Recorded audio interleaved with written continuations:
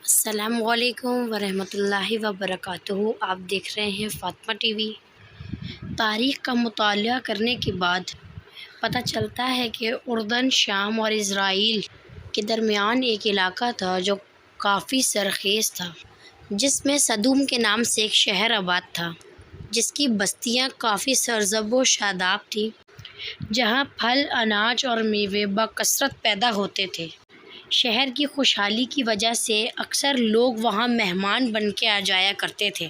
اور جہاں شہر کے لوگوں کو ان کی مہمان نوازی کرنی پڑتی تھی۔ شہر میں مہمانوں کی آمد سے لوگ کافی زیادہ پریشان ہو چکے تھے۔ مہمانوں سے ان کی اکتاہٹ اور پریشانی کو دیکھتے ہوئے شیطان نے ایک ہتھ کنڈا چلایا اور ایک ایسا گھناؤنا کھیل کھیلا جس کی تاریخ میں مثال ہی نہیں ملتی۔ ابلیس یعنی کہ شیطان ایک بوڑھے کی شکل میں نمودار ہوا اور لوگوں سے کہنے لگا کہ اگر تم لوگوں کی آمد و رفت سے اتنے پریشان ہو تو جو میں تمہیں کہتا ہوں کہ تم وہ کرو، اور جب کوئی تمہارے شہر میں آئے تو اس کے ساتھ بدفعلی کرو۔ اور ایسے فعل بد انہوں نے اس شیطان سے سیکھا، اور پھر رفتہ رفتہ یہ لوگ اس چیز کے اتنے عادی ہو گئے کہ عورت کو چھوڑ کے مردوں سے اپنی شہوت پوری کرنے لگے،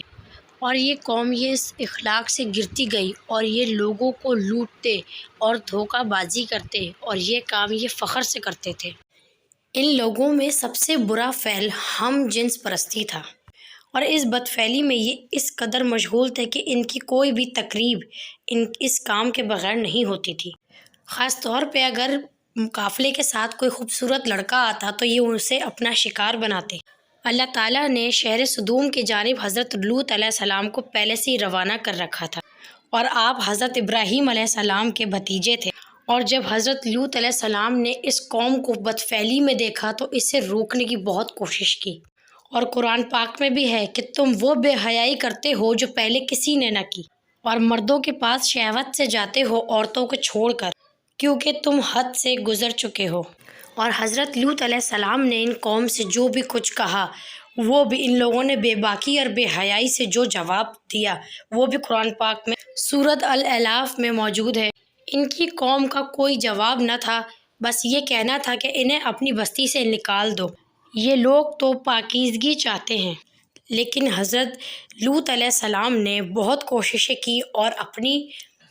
اپنی تبلیغ جاری رکھی۔ ان کی محنت کا یہ اثر ہوا کہ کافی لوگ ایمان لے آئے،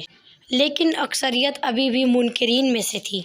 اور اس بدفعلی میں حضرت لوط علیہ السلام کی بیوی بھی مبتلا تھیں۔ پھر جب ان لوگوں نے یہ بدفعلی نہ چھوڑی اور اللہ پہ ایمان نہ لائے تو اللہ تعالیٰ نے پھر ان پہ عذاب بھیجنے کا فیصلہ کر لیا۔ پھر حضرت جبرائیل علیہ السلام فرشتوں کو لے کر آسمان سے اترے اور حضرت ابراہیم علیہ السلام کے پاس پہنچے، اور ان سے ملاقات کے بعد حضرت لوط علیہ السلام کے پاس پہنچے، اور ان کے ساتھ جو فرشتے تھے وہ بے حد حسین اور خوبصورت شکل کی لڑکوں میں تھے۔ ان نوجوانوں کی خوبصورتی دیکھ کر اور اپنی قوم کی بدکاری دیکھتے ہوئے حضرت لوط علیہ السلام بہت فکر مند ہو گئے۔ تھوڑی ہی دیر میں حضرت لوط علیہ السلام کی بدفعلی والی قوم ان کے دروازے پر آ پہنچی، اور بدفعلی کے ارادے سے ان کے گھر کی دیوار پر چڑھنے لگے۔ حضرت لوط علیہ السلام نے انہیں اس بدفعلی سے روکا اور انہیں منع کیا۔ یہ بدبخت اور بدفعل قوم باز نہ آئی۔ حضرت لوط علیہ السلام نے اپنے مہمانوں پر دروازہ بند کر دیا، لیکن ان لوگوں نے دروازہ توڑا اور وہ اندر آئے۔ حضرت جبرائیل علیہ السلام نے اللہ کے حکم سے ان لوگوں کی آنکھوں پر ضرب لگائی اور وہ لوگ نابینا ہو گئے، اور پھر اس بدکار قوم نے کہا کہ اے لوط، تو ہمارے لیے جادوگر لایا ہے، اور حضرت لوط علیہ السلام کو بہت سی دھمکیاں۔ جب حضرت لوط علیہ السلام بہت پریشان ہو گئے، بے بس ہو گئے، تو حضرت جبرائیل علیہ السلام نے کہا کہ میں تمہارے رب کا بھیجا ہوا ہوں، اور حضرت جبرائیل علیہ السلام نے فرمایا کہ اے لوط، تم دروازہ کھول دو اور ان لوگوں کو آگے آنے دو۔ اور اب ان لوگوں کی صبر کی گھڑیاں ختم ہو چکی اور صبح ہونے میں تھوڑا ہی وقت ہے۔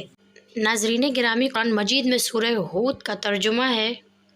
جب ہمارے فرشتے لوط کے پاس پہنچے تو وہ بہت غمگین اور تنگ دل ہوئے، کیونکہ وہ ہمارے فرشتوں کو پہچانتے نہیں تھے، کیونکہ وہ سمجھے کہ وہ لوگ انسان ہیں اور وہ اپنی قوم کی بدفعلی سے واقف تھے۔ اور لوط کہنے لگے کہ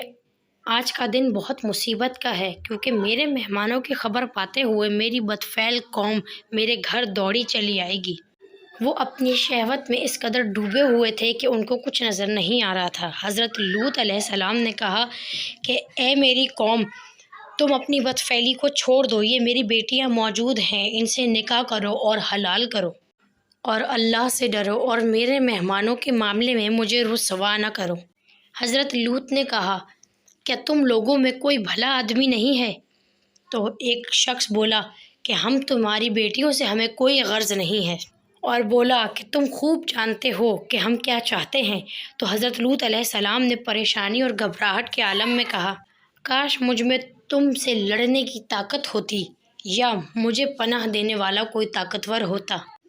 اور یہ سنتے ہی فرشتوں نے اپنے آپ کو بے نقاب کر دیا اور کہا، اے لوط، تم پریشان نہ ہو اور ہماری فکر نہ کرو، اور کہا کہ ہم تمہارے پروردگار کی طرف سے آئے ہیں، تم رات رہتے اپنے اہل و عیال کو لے کے نکل جاؤ، اور تم میں سے کوئی بھی پیچھے مڑ کر نہ دیکھے۔ بے شک وہ عذاب جو ان کو پہنچنا ہے اور وہ پہنچ کر رہے گا،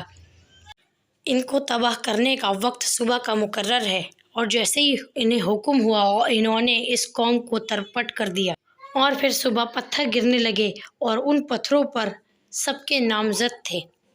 اور حضرت لوط اللہ کے حکم سے اپنے اہل و عیال کو لے کر بستی سے نکل گئے، اور پھر حضرت جبرائیل علیہ السلام نے ان 5 بستیوں کو اپنے پروں پر اٹھا کر اوپر گئے، اور کچھ اوپر جا کر اونچائی سے انہیں پٹک دیا،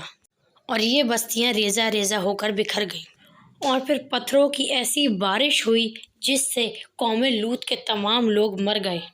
اور ان کی لاشیں بھی ٹکڑے ٹکڑے ہو کر بکھر گئیں۔ اور جس وقت یہ بستی الٹ پلٹ رہی تھی، اسی وقت حضرت لوط علیہ السلام کی بیوی، جس کا نام وائلہ تھا، اور وہ خود اس بدفعلی میں مبتلا تھی، تو اس نے پیچھے مڑ کے کہا، آہ بھری، اور کہنے لگی کہ ہائے میری قوم، ہائے میری قوم، اور جو کہ اسے اپنی قوم سے بہت محبت تھی۔ اور جیسے ہی وہ یہ کہہ کر کھڑی ہوئی تو عذاب الہی کا ایک پتھر آ کے اس پہ بھی گر گیا۔ قرآن مجید میں حق تعالیٰ سورۃ الاعراف میں فرماتا ہے کہ ہم نے تمہیں اور تمہارے اہل و عیال کو نجات دی، لیکن اس کی عورت منکروں میں سے تھی، تو اسی لیے ہم نے اس پر بھی می برسایا، تو دیکھو اس کا کیسا انجام ہوا، مجرموں کی طرح۔ مفسرین قرآن کہتے ہیں کہ آج بھی حق تعالیٰ نے اس عورت کی لاش کو مٹی میں دبا کر رکھا، پتھروں میں، آنے والی قوم کے لیے عبرت کا نشان بنا کر وہیں پتھروں میں محفوظ کر دی۔ قرآن مجید کی سورۃ العنکبوت میں آیت نمبر 35 میں اللہ تعالیٰ نے قوم لوط کی تباہی کی طرف اشارہ کرتے ہوئے فرمایا کہ ہم نے قوم لوط پر عذاب نازل کیا، لیکن ان کے تباہ شدہ شہر کو آگے کے لوگوں کے لیے عبرت کا نشان بنا کے محفوظ کر دیا۔ اور اللہ تعالیٰ فرماتے ہیں کہ ہم نے عقل والوں کے لیے واضح نشانیاں چھوڑ دیں۔ قرآن مجید کی وضاحت کے باوجود قوم لوط کے تباہ شدہ شہر کے بارے میں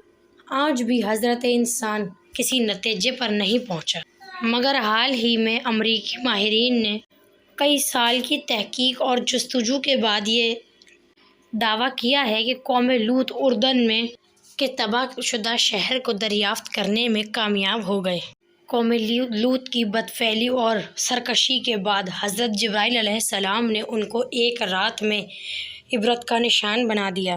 آج جو امریکی ماہرین نے اس شہر کے 2 حصے بتائے ہیں، قبل 1400 سال پہلے قرآن مجید نے بھی اس کے 2 حصے بتائے تھے۔ جو نشانیاں آج امریکی ماہرین بتا رہے ہیں آثار قدیمہ کی، اور وہی نشانیاں 1400 سال پہلے قرآن مجید میں موجود ہیں۔ اور جہاں تک تعلق ہے حضرت لوط علیہ السلام کی بیوی وائلہ کا، جس کو اللہ تعالیٰ نے نشان عبرت بنا دیا تھا، بعض روایات کے مطابق اس کو پتھر کا بنا دیا گیا، اور اس کا بت آج بھی بحیرہ اردن میں